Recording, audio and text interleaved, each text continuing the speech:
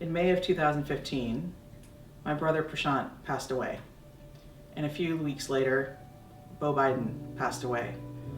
And in that time of grief, where we didn't know where to look for someone who was grieving a brother, grieving a son, I can't really begin to express what it felt like to have some place where a leader of our country was grieving so openly.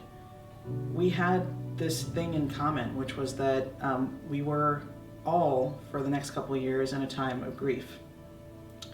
And in 2017, 2 years later, it was my parents' 50th anniversary. And turns out that Vice President Biden had finished writing Promise Me Dad and was on his book tour. And that book tour just happened to come to Chicago, to the South Side, where we had lived for 4 decades, on the very night of my parents' anniversary. So I wrote and asked if there was any chance we could join the line backstage, and we did. And it was that long journey to the backstage that you kept thinking about him, but kept thinking about your own son and his son.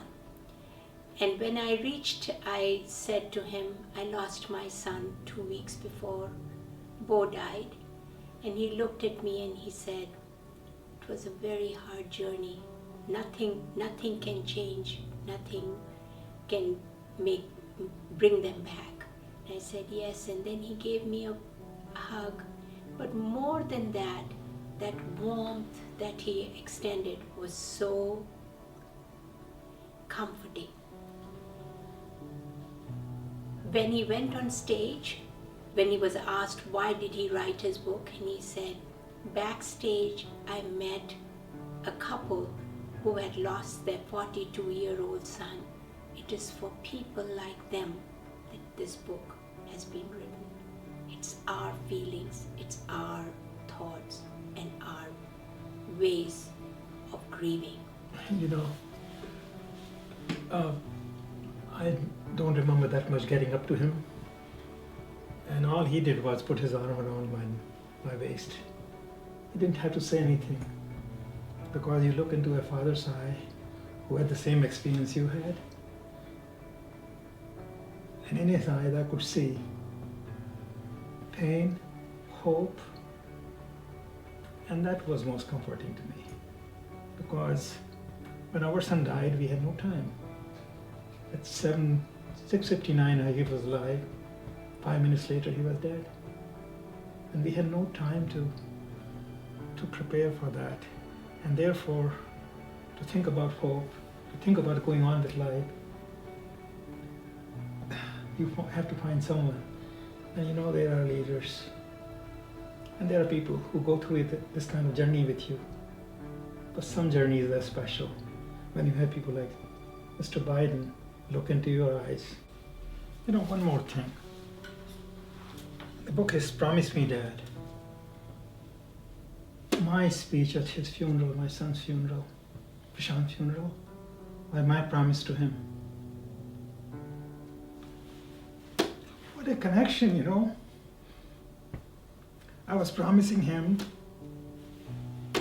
He had time to promise to his son. But feelings were the same.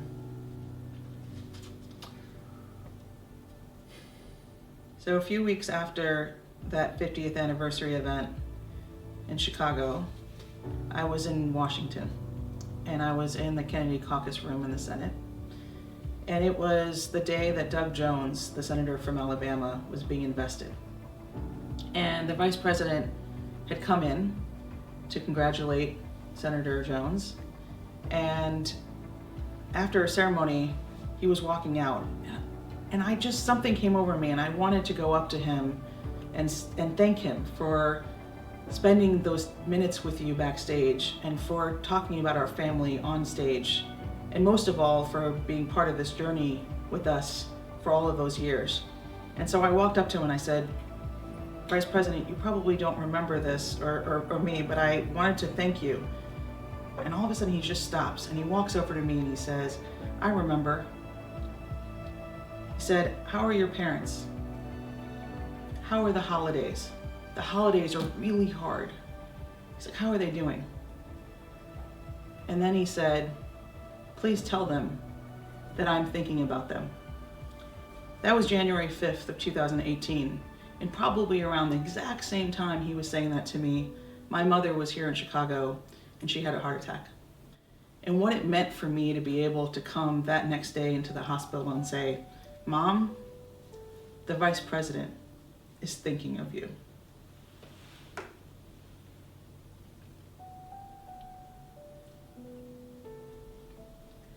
You two gave me a lot of strength.